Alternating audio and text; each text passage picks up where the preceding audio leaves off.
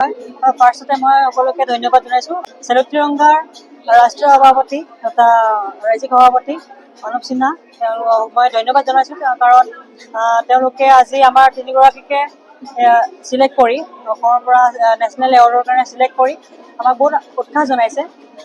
লগতে চেলুট তিৰংগাই আগতো বহুত এচিভমেণ্ট যিসকলে ইণ্টাৰনেশ্যনেল এচিভমেণ্ট পাইছে তেওঁলোকক বহুতখিনি উৎসাহ যোগাই আগুৱাই লৈ গৈ আছে। তো মই আকৌ এবাৰ ধন্যবাদ জনাইছোঁ চেলুট তিৰংগাৰ সমূহ পৰিয়ালৰ সমূহ কৰ্মকৰ্তাসকল আৰু সমূহ সদস্যসকলক আগলৈ যাতে এনেদৰে সকলোকে উৎসাহ জনাই গৈ থাকে। Thank you so' much first of all. খুব ভাল লাগিছে, চেলুট তিৰংগা আমাক ইমান ছাপোৰ্ট কৰিছে আৰু ইয়ালৈ আমাক চিলেক্ট কৰিছে আৰু আমি ইয়াত উপস্থিত হৈছোঁ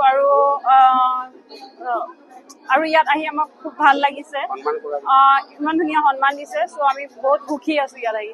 ইয়াৰ পিছতো আমাৰ ডমেষ্টিক মেটচ আছে এতিয়া, তো মোৰ প্ৰেক্টিচ চলি আছে, এতিয়া অসমতে কৰি আছোঁ, মোৰ প্ৰেক্টিচ চলি আছে।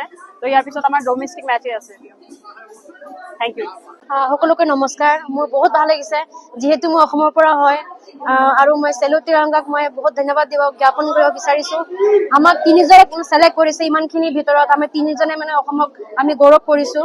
তো মোৰ বহুত ভাল লাগিছে যিহেতু সিহঁতে 30টাৰ লগত আহিছে, 30টাৰ পৰা আমি তিনিজন বহুত বেলেগ যিহেতু মই এতিয়া এটা ব্লাইণ্ড ক্ৰিকেটত মানে ৱৰ্ল্ড কাপ জিতিছোঁ। চ' চবতকে বেলেগ এটা মানে পাৰফৰ্মেঞ্চ হৈছে আৰু মোৰ বহুত ভাল লাগিছে, মানে ইমান আমাক ছাপোৰ্ট কৰিছে।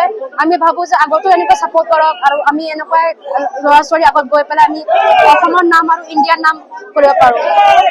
দেশৰ ৰাজধানী দিল্লীত অটল তিৰংগা বঁটাৰ কাৰণে অসমৰ পৰা মনোনীত আমাৰ অসমৰ তিনিগৰাকী কন্যা তথা অসমৰ গৌৰৱ আমাৰ উমা চেত্ৰী আৰু আমাৰ ৰিম্পী বুঢ়াগোহাঁই, আমাৰ চিমু দাস, তিনিগৰাকী খেলুৱাৰ বেলেগ বেলেগ ছেক্টৰত, যেনেকৈ উমা চেত্ৰী বিশ্বকাপ বিজেতা মহিলা ক্ৰিকেটৰ আমাৰ ইণ্ডিয়া টীমৰ হৈ আছিল, তেখেত আমাৰ অসমৰ হৈ প্ৰতিনিধিত্ব কৰিছিল, ভাৰতৰ হৈ প্ৰতিনিধিত্ব কৰিছিল।